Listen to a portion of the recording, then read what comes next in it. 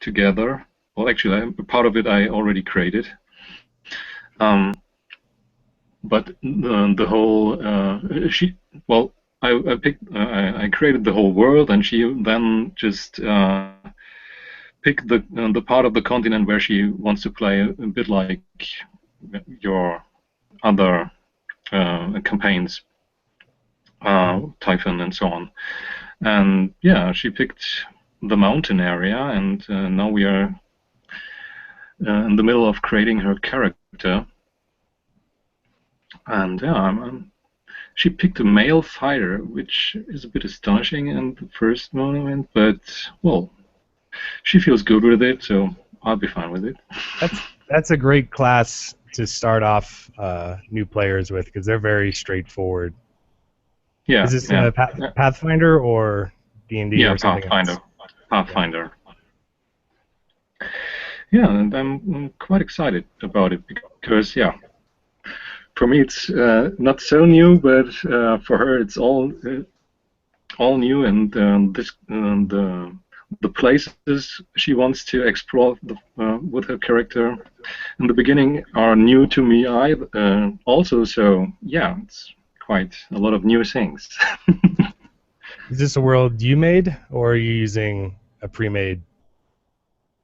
No, it's actually I made it up myself. Let me have a quick look. Is there how do I add pictures in the chat or something? You Is it can. possible? It's the green screen share. If you scroll your mouse to the left side of your screen, you'll see a green window with Okay. an arrow, and that should let you Okay. pop up an image. Yeah. I'll just check where I put them. Ooh. Yeah. Did a little world building last night, and the idea of Pape, I love it because it's growing, and it's growing based on sessions that we're playing and people's feedback and player choices. So Yeah.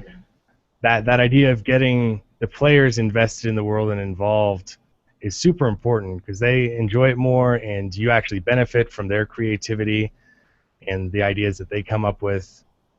It's just Yeah. nice That's all around. really it's really cool. So here we go. This is the map, and I created with what's it called again? Incarnate. Mm-hmm. And yeah, she chose to be right in the middle of the main continent, Turugal. You shared And this before. It looks yeah, familiar. yeah, it might be, yeah. And while another campaign I started was located in the northern Turugal, she just wanted to be quite in the center, Mm-hmm. and so we made up some towns and villages there, and economy, and yeah, it's gonna be fun, I guess. Definitely looks like it. And just having so is this maybe this is too personal, but I know when I was teaching Rachel, I had an ulterior motive for that session. Are there ulterior motives for this session too? No, she's just a close friend, and yeah, she. Well, actually I can't quite remember how we got to role playing, but in the end, I just asked her if she wants to do this, and she was like, "Oh no, I've never done it before, and it sounds so complicated." And I say, "Well, it's about storytelling, telling a story together, and having fun, and that's pretty much it." And yeah, so if you like telling stories and having fun, then there should be no problem for you. Exactly right. And well, she said, "Well, then let's give it a shot." And I said, "Well, I do have an idea. What do you like more? Do you like high fantasy with elves and dwarves and dragons and every kind of magic, or do you are you more into low fantasy, or well, whatever you kind of stories you like. And she was like, well, yeah, high fantasy sounds quite good. And I said, yeah. And during the first 0.5 session, Mhm. she was like, well, that reminds me on Zelda and all the other computer games. And I said, yeah, well, this might be because they are role-playing games. And she was like, yeah, yeah, that's right. That might be the point of all this. Sounds Yeah, like you're off to a really good start, giving those options and couching it in terms that she understands, relate to yeah. already. Mm-hmm. That's how I planned it, and I guess she will be fine, and I will be fine. And for we both gonna have fun like this, and maybe we're gonna catch up some other players who want to join in. Um, I just moved back to my old neighborhood, so I still have to see who's still here and maybe wants to join in. Mm-hmm. But yeah, I think it's gonna be real cool and fun. You have a first adventure in mind already? Well, actually, it depends. It depends a bit on her character. So I really want to fit it to the background story. We will elaborate still a bit, and um, but probably it's gonna be some smaller stuff so that you can have a feeling for the mechanics and still have a lot of choices and not so much the pressure of oncoming danger or oh my god, am I going to do something wrong or something like that. So, yeah, a bit like you did for Rachel.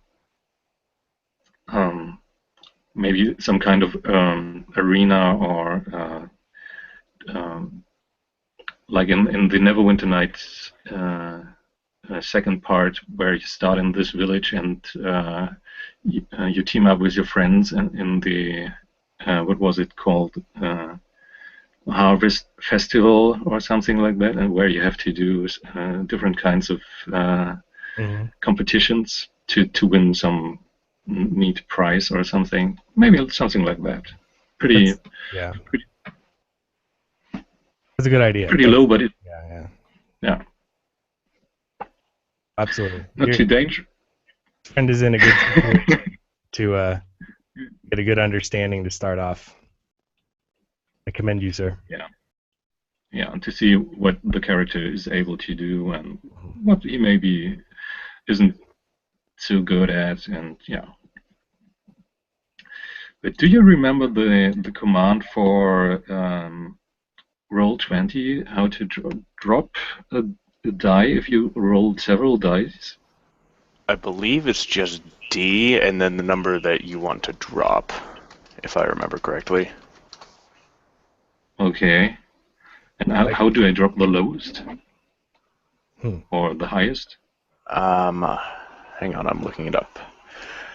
If you don't know, the Roll20 has a Ah, wiki.roll20 yeah. that you can look that up on. But let's see. Yeah, so just be like roll 3d6 d2 or something, and that would drop the two lowest rolls. Okay.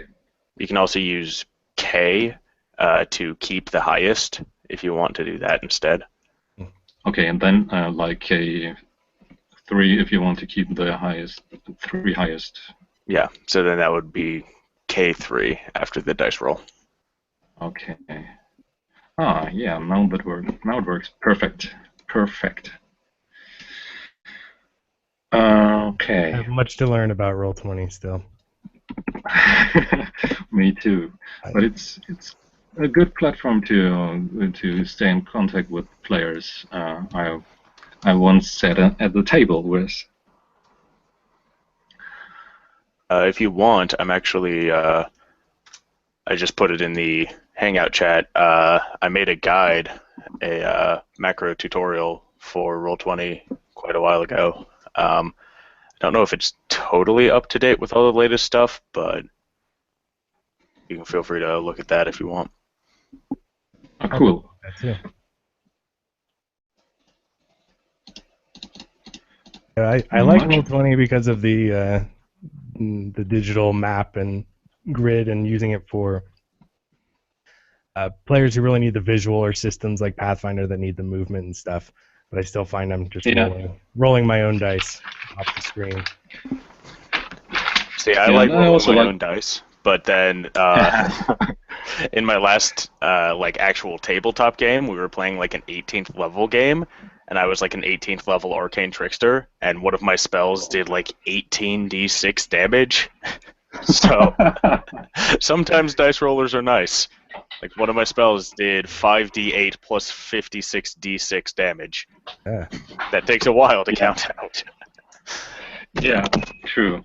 And it's the same for systems like the World of Darkness, where you really have sometimes enormous numbers of dice to roll, like 14d10, and with only just a few of them in your hand, it's starting to get complicated.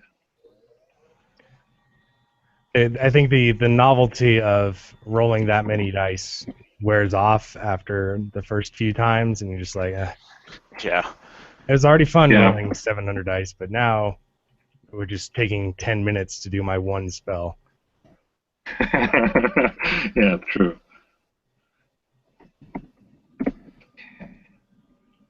Good. So just oh yeah, that's dice rolling. It's always fun. But in the end, it doesn't really matter how much dice you have. It's this thing you make out of the results, which counts. That's a tricky thing to explain. How did you, or have you yet explained to your friends about why we roll dice and why there are all these numbers? I'd be interested in hearing your speech on that.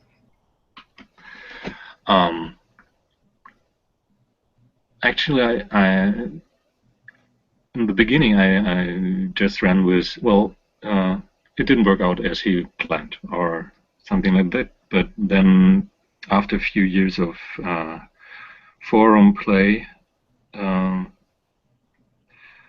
guess I picked up some ways to describe it in a more adequate way to how my character failed or how he accomplished his task and how well he accomplished it. And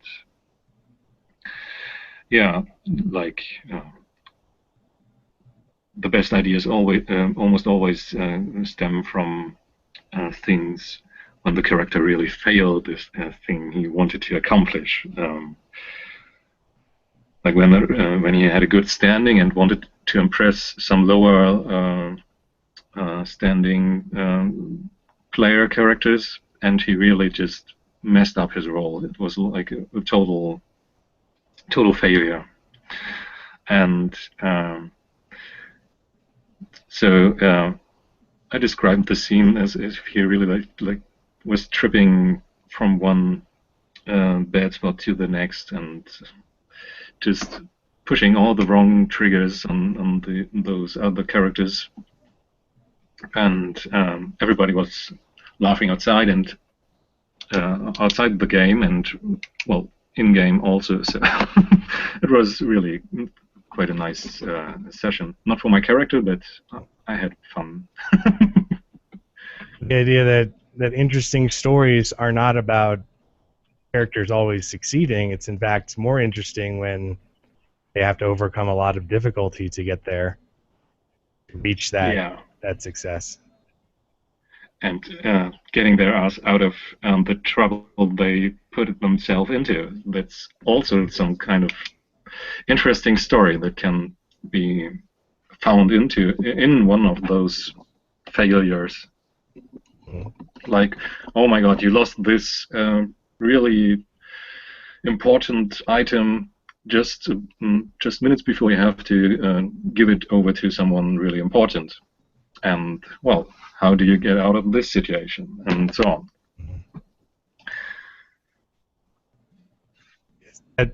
Even though it is a storytelling experience in game, what the dice do and the numbers do is keep us a little honest and keep things interesting and more dynamic than we might make them ourselves. Yeah, that's true. And it keeps the ego out of the game. That's really cool, I guess. We've all played with those guys who were playing imaginary games when we were young, and you're playing cops and robbers, and they would just keep arguing. No, I shot you first. No, I shot you. And I've got a machine gun. I've got a bazooka. And you're like, guys, we're not. You're way off the baseline that we found, and now it's just disintegrated into nonsense. Yeah. And then the problem comes when players like that just ignore the fact that the dice prevent you from doing that and do that anyways. Try and do that anyway, yeah. I had a player once who actually he ended up shooting my wizard with a rocket launcher in a Pathfinder game. He just had a rocket launcher for whatever reason. Dropped him down to negative 93 HP. I was not happy about that. How did he have a rocket launcher? Well, where did the rocket launcher come from? I honestly don't know. The DM just let him have a rocket launcher. It sounds like a bad situation overall. Oh, it was absolutely the worst campaign I've ever played in. Okay. Either the DM might have reached apathy and didn't care, or maybe the DM and that guy were friends.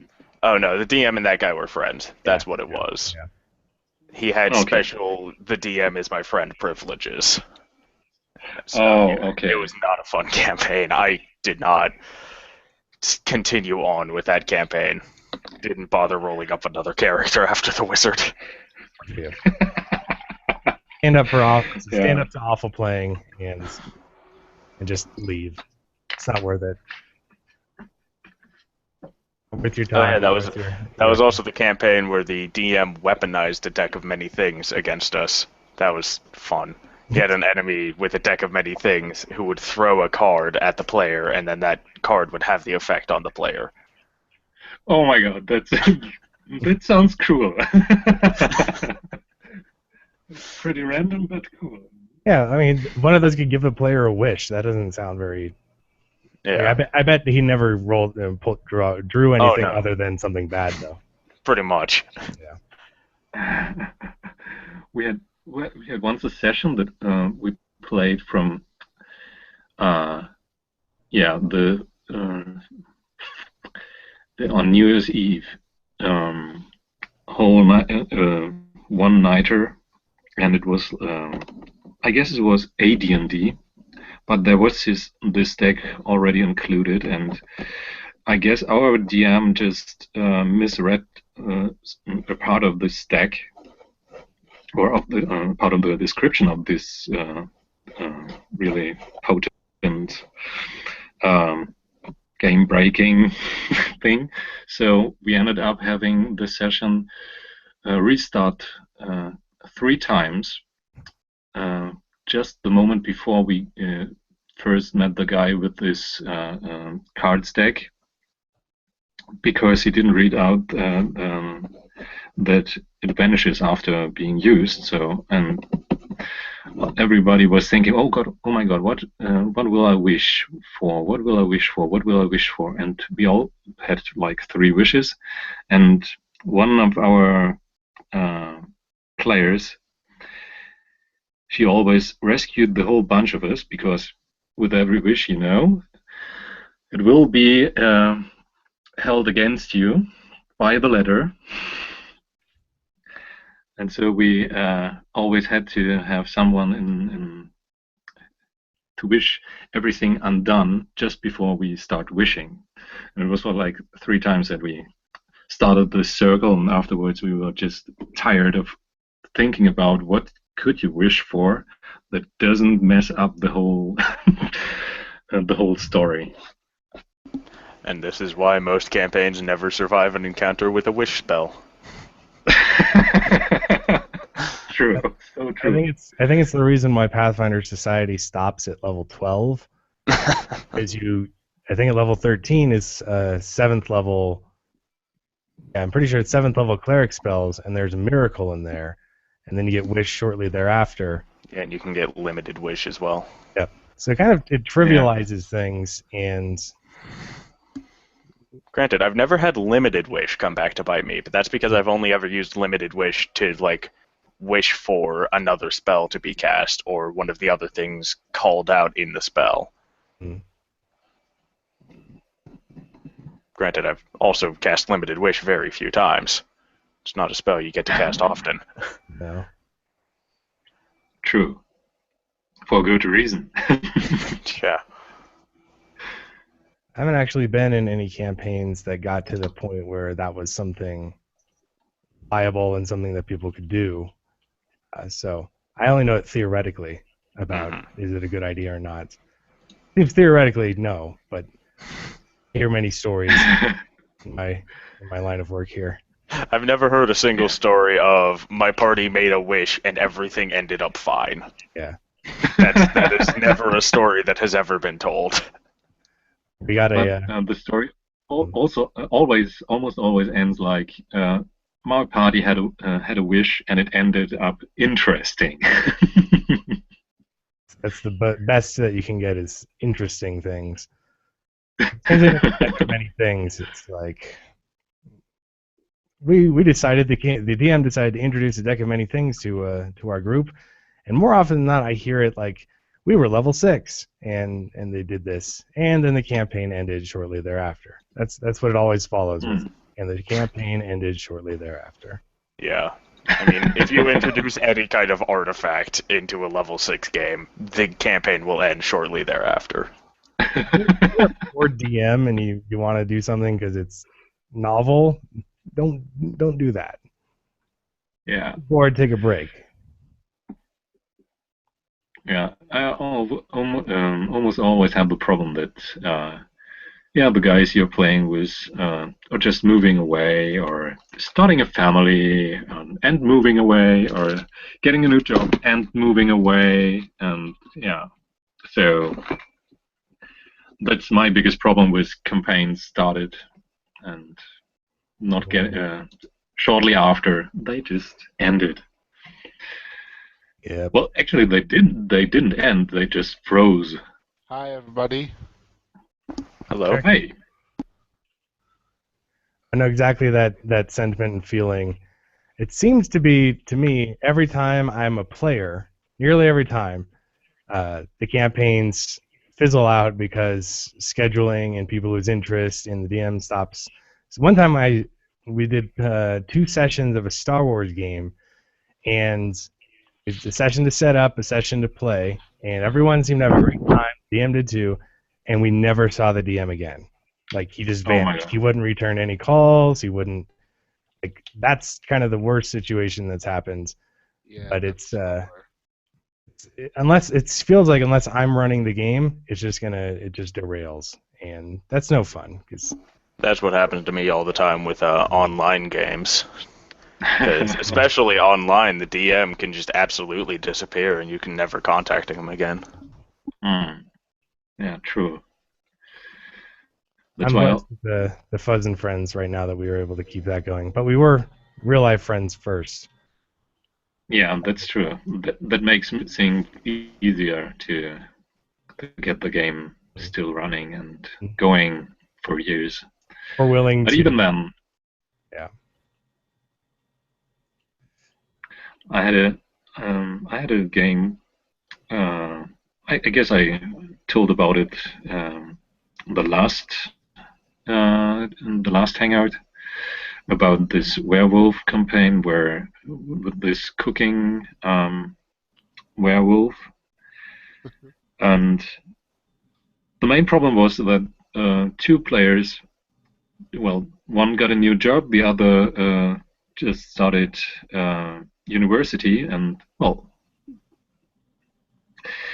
actually they don't have time for anything anymore, so we kind of froze this little campaign. But I'm eager to continue this game because I really had fun with this, and I've never had so much fun with playing or DMing a werewolf campaign. I might have done college wrong, but I remember just having tons of time for gaming.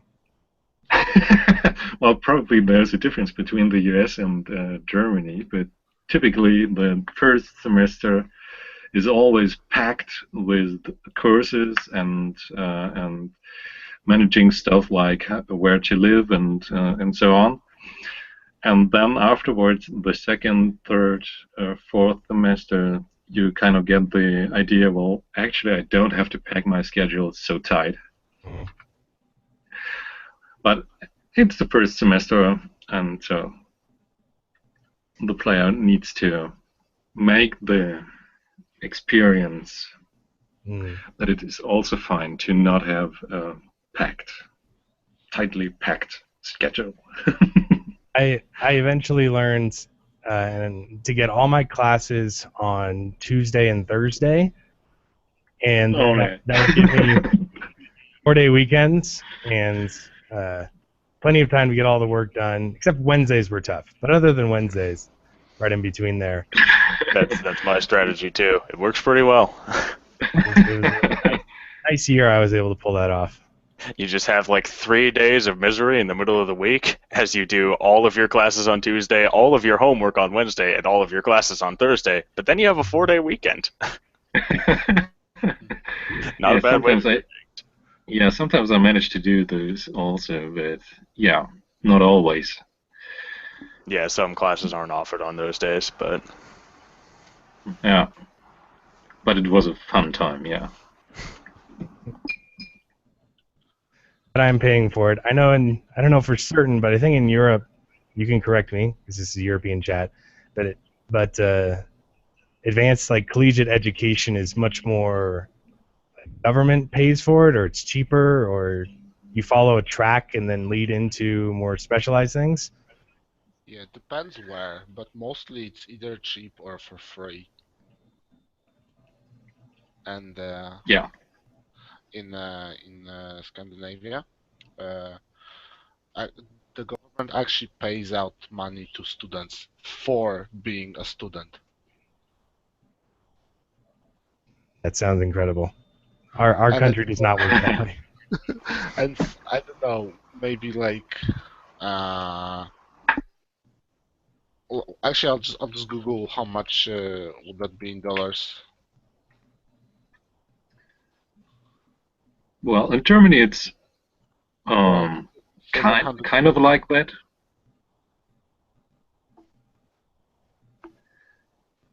In Germany it's kind of like that. You if your parents can't afford to, well, pay for everything you need for studying, you do get some money from the state, which you pay back after a certain time.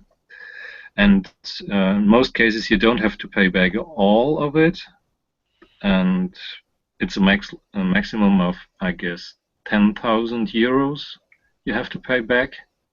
But you can also pay it in small charges over the years, and only, there's a good part, only if you earn enough money to pay it back. So if you don't earn enough money, there are cases where you don't have to pay it back just because you're underneath this level where you have to pay it back. Yeah, and the fees for university are much lower than in the US. After all I heard. Yeah. It's like, for example, in Berlin, you pay like 200 euros per semester, and you got a ticket for the public transportation services included in these 200 euros. And that's all. That's nice. Yeah, but there are some regions in Germany where you have a bit higher of of a fee, but they are always discussing to, well, yeah, to get one of these um, how do you say it? To not have different fee systems in different parts of the country, but they Unify can't it. quite, yeah, to unify. But actually, they just don't get to the point. So they are discussing. It's a pretty nice system, yeah. It's a good system to learn.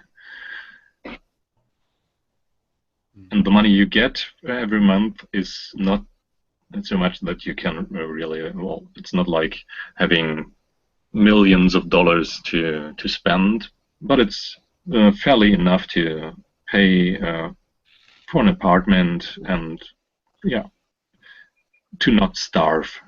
Let's say it like this. It's just enough to not starve and have a roof over your head, and yeah, it's okay. Many students still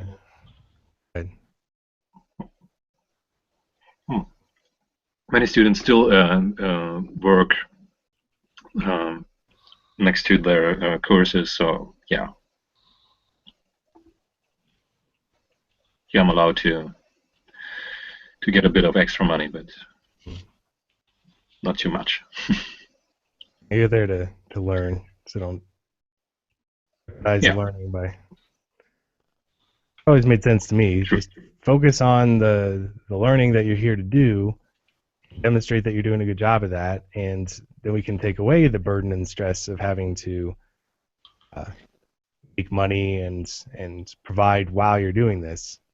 Yeah, and the idea behind it is, of course, the average student who passes all his exams will have a better job, will give a lot of value to the community back. So why not giving him some sort of credit for it?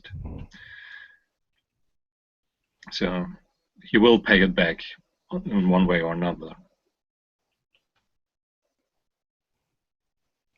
I like that. Ours is not exactly. I mean, conceptually it is, but practically speaking, there are even some colleges that are for-profit college. They're here to make money. I mean, that's their job, and so they charge students incredible amounts and trick students to think that, oh, I can take loans because I need to take loans and all this, and they don't teach them about loans and good financial planning and all this stuff, and the students end up leaving college they get a job that pays, maybe if they're really, if they're good, 40,000 or something a year, and their student loan debt is 70,000, and they never get out from underneath that, and so they just spend the next 15 years of their life or something giving half their paycheck to pay off this college that doesn't even pay for itself. That's a pity. Might be some careers that end up making more, like computer programmers or lawyers or any accountants, those kind of things. If you're going in for liberal arts, like I did, like getting a degree in history and teaching, there's no way that you're making that back. Our teachers are grossly. I can imagine. Mm-hmm. Yeah, I did linguistics and history, and yeah, it's pretty much the same in Germany. They are more like a nice necklace to wear, but they are not pretty useful if you want to earn lots of money. It's never necessarily like the best goal, but you got to earn enough. Yeah. Enough. Like I don't need millions, and I don't need to be able to go to some vacation all the time and have the most latest fashions and technology, but let's take away the stress of having to provide for the family, and so people can focus on if their goals are correct and worthwhile, then let Yeah, them pursue that. But that's not often the case. true. Anyway, I wanted to share with you guys soon. Uh, Me and my group will be starting our first ever evil campaign, and now I'll be Ooh, playing in it. And we have already decided on the characters. I'll be playing Warlock Tiefling, and the other guy will be playing Oathbreaker Paladin. oh, nice. And you're both playing evil characters. Yes, I am neutral evil. The other guy will be lawful evil. And I think there's a lot of good potential for fun RP in there.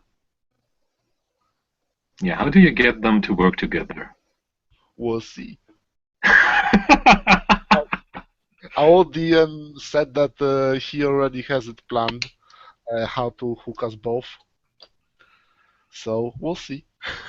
Okay, But okay. currently, we are playing still a campaign that we have to finish before we start that one. I And mean, this is a classical good campaign. you can definitely pull that off if you just establish beforehand that you two are friends, and yeah, you just look at the world as kind of your oyster to go and be plundered by you, or to be conquered, or whatever, and you'll help each other. Common mutual goals. That's true. I think there will be also some plots of revenge, maybe for the on the paladin side. Maybe we'll see. You can help him out as with his revenge. Mm. But I find warlocks are a great tool for DMs. You Oh know, yeah. them having a patron. The patron can demand certain things, which can help the DM move the plot if it gets stagnant. Oh yeah, true. True. That really can help sometimes. Absolutely. There's especially if the and the Oathbreaker too has a lot going for them because you have the story of they're breaking their oath and their former friends coming after them or them hunting them down. There's a lot you can get just by Exactly. those two classes, just their very names and the essence of the class, even without knowing the characters themselves. And there Yeah. will be a lot of contrast between those two, especially since one of them is lawful. Hmm. Those can be tricky to play properly, though. To understand that lawful is it's usually different than some people conceptualize as how this plays out because you should have like a code that you follow and a method that you go about. Mm. Yeah. So we'll see. And I'm Yeah, also super excited because our DM asked me to make the map, and I made it and came out amazing. To be modest. are you able to share it? You can screen share it. So I'll try. Let's see. I don't have great lighting here, but I'll try my best. That's I mean don't if it's not already something that's more easily accessible then it's fine. But yeah, I Um, like seeing cool maps and seeing what people come up with. I don't think you'll be able to see. Wait, I have an idea. Just a moment. Um,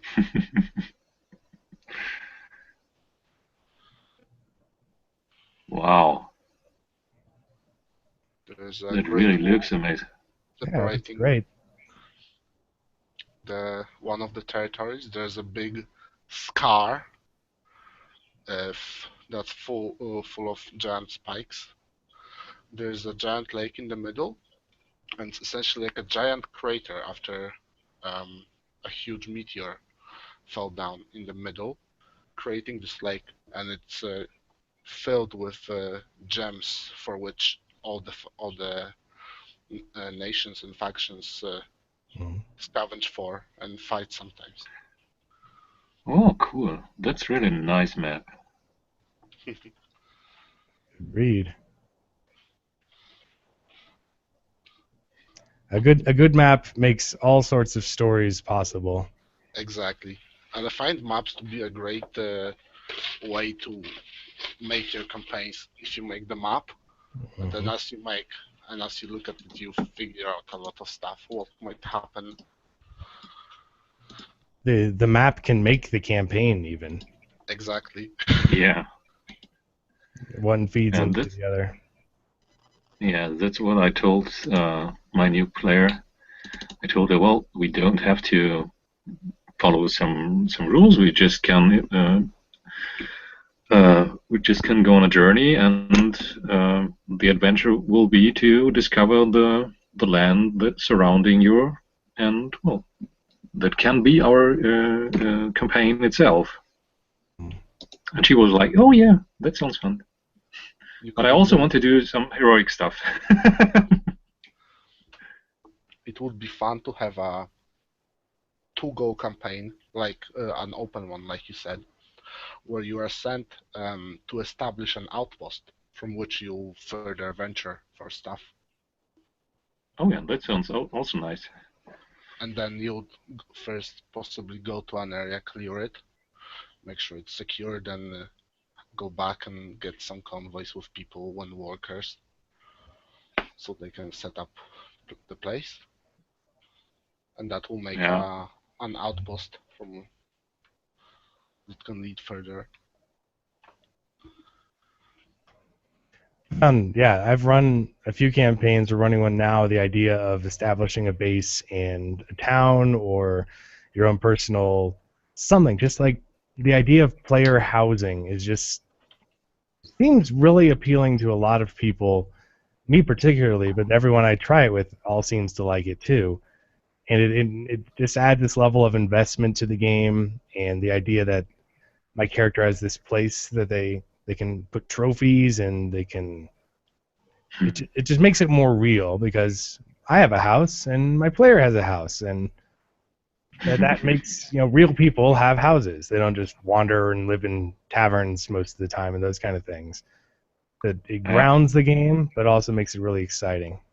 Exactly. We have a building of our own in our campaign now, and this is our house in one of the cities, and we put stuff there and we collect stuff to put inside the house. Oh, that's cool. And I really like things for characters that don't actually do anything, but they are there. Like for example, on my sorcerer now, I am wearing a coat made out of a Hydra skin, which we have slain. Doesn't do anything, but it's made out of Hydra, so Oh yeah, the items got to be worthy of a. If they have a cool story behind them, it really doesn't matter too much of their stats. You can combo them together. You can have an item that has a cool story and cool stats. Definitely Yeah. want that story so you can tell about. Oh, yeah, my armor, it's made out of Hydra skin. Oh, well, tell me about that fight that you had. Oh yeah, we couldn't figure it out. We kept cutting the heads off, and I know we were really doing a good job not metagaming it, and someone came up with a solution. They froze the Hydra in place, and then we whatever the story ends up being. Yeah. I've actually once managed to uh, get through a intimidation check just by showing off the skin of the Hydra on the coat, saying this comes from a Hydra. Do you think you'll stand more of a challenge for us? That's cool. So it does give a bonus. Absolutely, should be rewarded for that. I'd allow it. Yeah. I've gotten an Me too. inspiration point since one of the flaws of my character is that he's a glory seeker. So like this, in a crowded Yeah, tavern to get through. nice. Gave Yeah, me an inspiration point. my very first campaign that I was a player in, it was a werewolf World of Darkness setting, but we also were given a rundown house.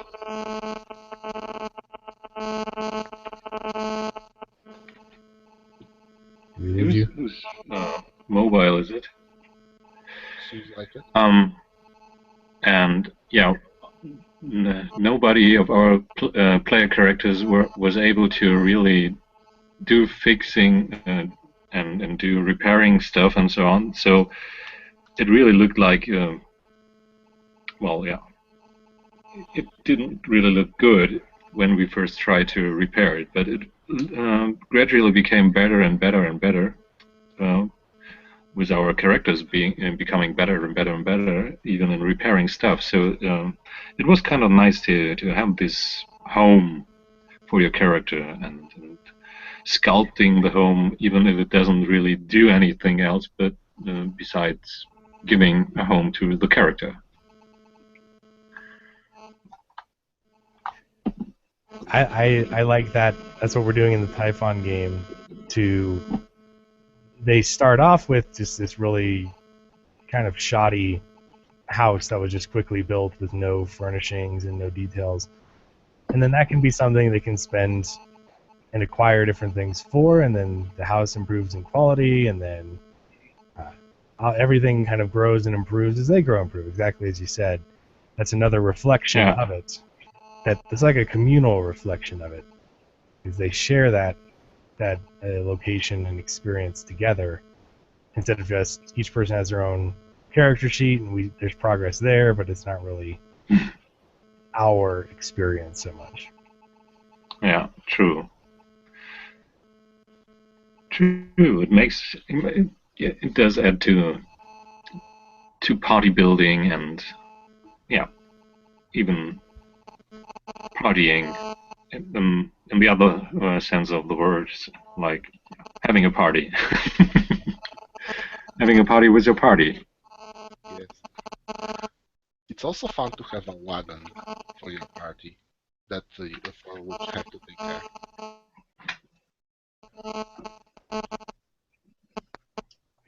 We have one of those in the Wonder Workers game. It's so good to have that base for a huge number of reasons, but just more and more I enjoy it. I try, and I don't know about you guys, we can weigh in on this.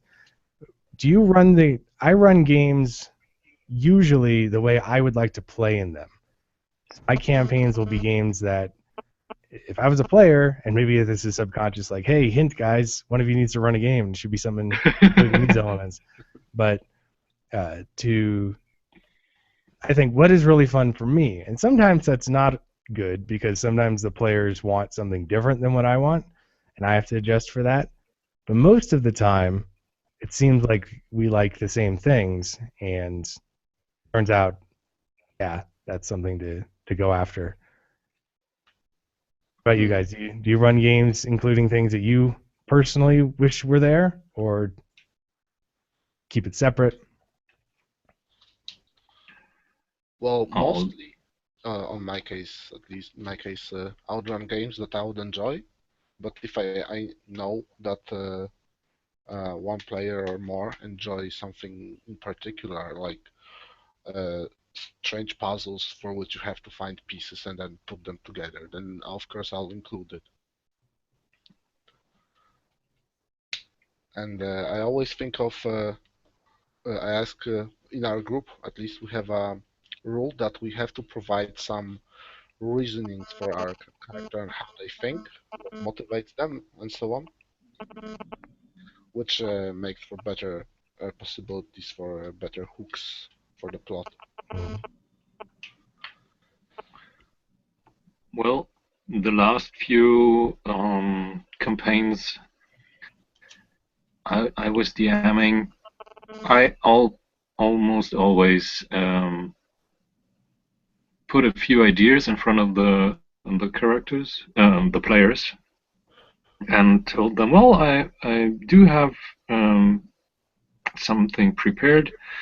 What do you want to go after? Do you feel more like doing a bit of action play, or do you like more some detective play, or are you more into having social communication stuff and so on? In case I have prepared all three, and then they could start at the beginning of the session, they could decide, well, today I'm feeling like action play and really have some strong combat orientation in it. And of course, I only prepare things I like on my own. I also like, so at least I want to have fun even if I'm DMing. So if it wasn't for the fun, I wouldn't do it. So yeah, I do include things I like, but I'm not really expecting them to be in the games I join as a player, because I join games mostly for the charisma and the skills of the DM I'm joining. So it's really like, or the group of players assembled. But most of the time, it's I like the way a DM DMs, and yeah, I like to be surprised. So maybe I'm trying to get that into my games too a bit, some surprises, but all mostly the good ones. Oh, you found a new piece of candy. Yeah. Most of the time, I'm really friendly towards my players and their characters. At least if they don't mess up too badly. Definitely shouldn't be antagonistic against your players and hating each other and not looking forward to playing at all. Like I hate. I really shouldn't do. I really shouldn't do that, because a few of my players, they are karate practitioners, and they do know their way to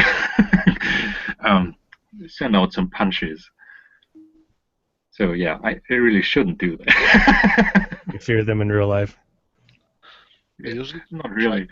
We do have a lot of fun. Who is very malicious towards the characters when I run games, so they genuinely develop hate for the character, which gives them more satisfaction when they get to finally fight him. With him. What is it? I got a follow-up question. What is it about DMing? What aspect of it do you enjoy the most? What is either in the prep time or the actual execution of the session? Which feature just gets you the most excited? You look forward to the most? You want to play the most? That your games kind of revolve around? What's your favorite DMing? Favorite aspect of DMing? For me, it is reaching the moment where you present the characters with something that makes them stop, and they are then discussing, okay guys, how are we going to actually get through this? It's hard. And there's always some way to do it. And I really just enjoy the moments where they go into talking between each other, which often leads the adventure in a different way than you would plan, and then of course you have to improvise, and that's like the moment. For me, it's a moment when the players have this moment when they are like, "Whoa, what was that?" or "Oh my god, oh my god, oh my god!" When something really awesome happens, which in most cases you can't even plan, but when they kind of get to know the real motives, or what at least what they are thinking are the real motives of an adversary, or when they just happen to have their lucky dice roll, and describe their cool action scene of the evening. And yeah, that's the moment I really like the most. And of course, the moments when players are so into the game that they are really add to it in a way you couldn't even imagine when you're on drugs and drunk and or blessed by any being or whatever. So they really, when the game comes out more than you really expected it to be, that's the moments I like the most of DMing, but also being player. So Right. that's what. Excellent. Yeah, I'd have to agree with those things. And I think for me, any opportunity that I have to roleplay and then to introduce a fun character, introduce an interesting idea, and then to kind of be quiet and let the others players kind of take it over, and then they showcase and they go off and run. I don't have to talk for half an hour or whatever it is, or do anything. The players just really seize the initiative themselves, and are just we've spent enough time for them to get and understand their characters and to develop them such that they can have these scenes together that I don't need to be involved in. That's just completely kind of blow you away with this development, these character interactions, and the storytelling. That to me is my favorite moments, because I enjoy doing that myself, but to have them just so into their character by that point. It's not really the combat to me or the system stuff. Like I don't get excited about rolling numbers and we won this fight so much as what was the point of winning this fight was the context. But some players don't like me for that. I think they like numbers. And so that's why we try and come to that discussion before the game starts, so that nobody expects, or I tweak my playstyle a little bit. I know maybe it's not fair that I don't care about the numbers so much, but it's just not so interesting to me. Yeah, the story counts the most. That's what I like the best about role-playing games in general. And you can tell them in any system you want, and some systems are suited better for one type of story than others, but other than that, there's no real deal about thinking which system you're gonna play a different story in. I don't mind the numbers and stuff happening. It's not that I'm flatly opposed to it, but it needs some context, in my opinion. You need to have characters that you care about, that you've taken time to invest in, and a story that you care about, and such that the fights become meaningful, as opposed to just let's fight something because. Because Quest says so. Yeah. Because we're supposed to, or we have to.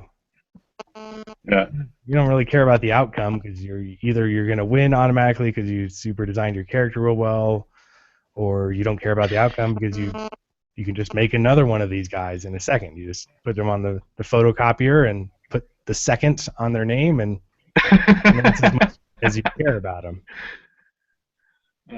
That's not enough. I always erased the name and given him a new one. Yeah, at least get a new name, right?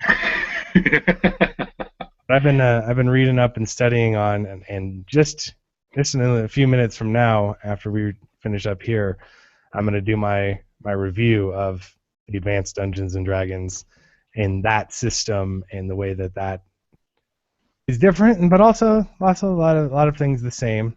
than kind of our modern expectations of gaming and the more popular systems. And at least one aspect of that is the idea of the lethality of characters, and the idea that you should have a will. Your character should have. It doesn't mention anything about a will in any other edition of gaming that I've seen. In this one, your character should have a will, so it's such that when you die, and you'll probably die, your wealth passes on to your next of kin. Like, wow, they've got a clear expectation for this game. Advanced Dungeons Okay. and Dragons, the times where you'd come to a session with 10 characters. Mm-hmm. At least you're prepared. Was taking wizards in Advanced Dungeons and Dragons was incredible. You would end up with 2 health points. Hey, And you roll at first level, yeah. Yeah. 4. Which might end up being death just before you started gaming, because when you rolled really bad, what was this, 1d4 minus 1 or something? So when you roll really bad, you just die before you actually played anything, because a bookworm or other thing just smashed you, or you were smashed by a book in the library. Yes. And there are no cantrips. You have one spell that you can cast as a first level wizard, and it's just like, how do you? There's no skills. There's no feats.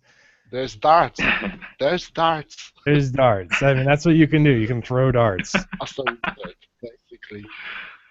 Yeah. This is back thrilling. Get some XP to get to higher levels so you can get more spells. Yeah, what do they just? Some parties would just drag wizards around and protect them until they got to those higher levels, and then they'd benefit from it. Like, we're babysitting. Pay us back today by being a powerful wizard. Sounds like a good job for a first level fighter. Yeah, we just babysit the wizard.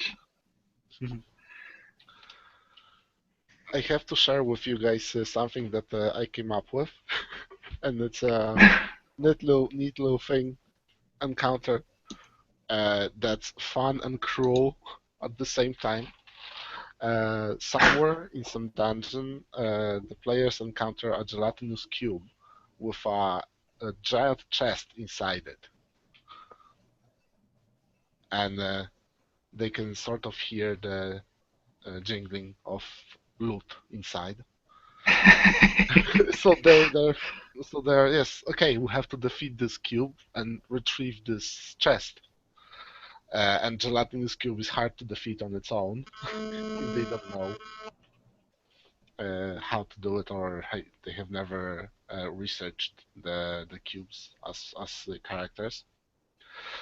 But they eventually do it, and the chest is a mimic, of course. I didn't know it went that way. I saw that coming. Oh, that's awful. But inside from the mimic, it will spout out a bag of holding, which will contain some stuff inside. Okay, but this is really cruel. So they get stuff from the bag, plus the bag, which is an enormous artifact on its own. Yeah. I like it. It sounds like it's really cool. It's a nice, challenging story.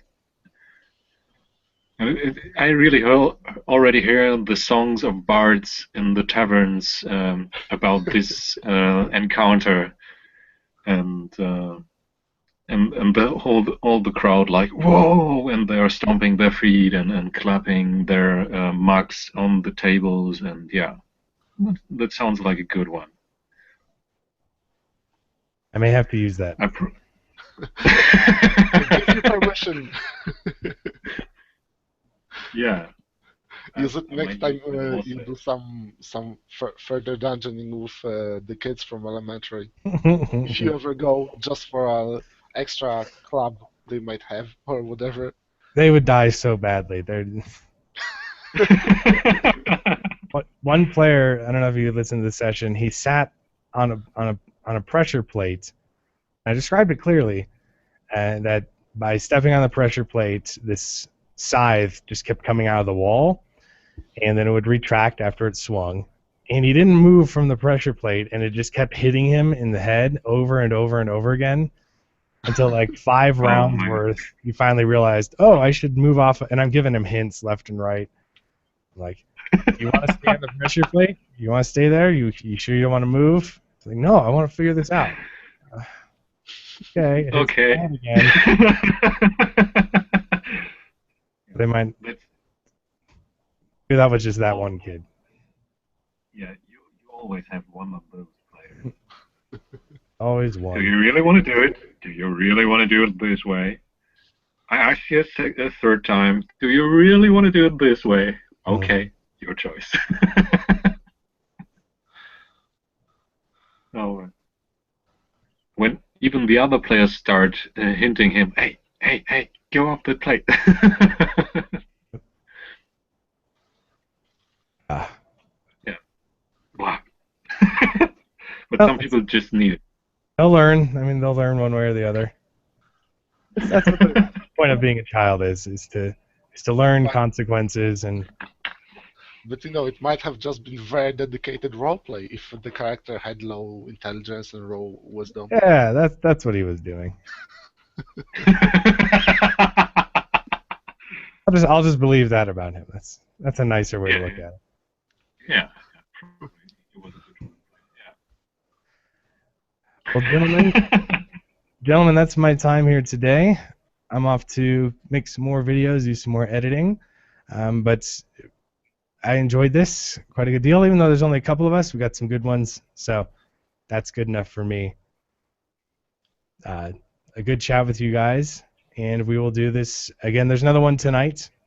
If you make it, that's about 6 hours from now, 5.5. Probably not. That's why I scheduled this earlier, because it's closer to midnight for you guys by then. But It should be around 1 or 2 yeah, a.m. If it's in like 4 Yeah. hours. Then that would be, yeah, 1:30. mm-hmm. But Yeah. otherwise, I greatly enjoyed this. So We'll have do I. so Me too. again next month. Another European time that works well for everybody. See you next time. All right, And happy gaming. Have a great week. You too. Goodbye.